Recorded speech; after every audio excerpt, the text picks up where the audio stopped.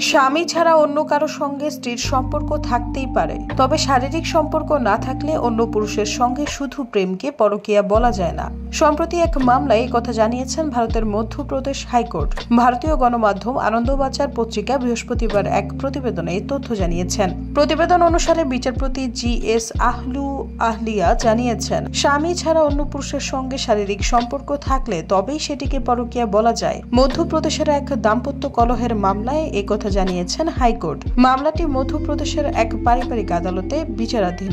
ওই মামলায় স্ত্রীকে 4000 রুপি করে অন্তর্বর্তী খোরপোশের নির্দেশ দেন পারিবারিক আদালত। সেই নির্দেশকে চ্যালেঞ্জ করে হাইকোর্টের দ্বারস্থ হন স্বামী। মামলাকারীর বক্তব্য, তার স্ত্রী অন্য পুরুষের সঙ্গে প্রেম করেছেন, তাই তার ভরণ পোষণের খরচ পাওয়া উচিত নয়। আইনি খবর পরিবেশনকারী ওয়েবসাইট বার অ্যান্ড বেঞ্চ অনুসারে মামলাটি খারিজ করে দিয়েছেন হাইকোর্ট।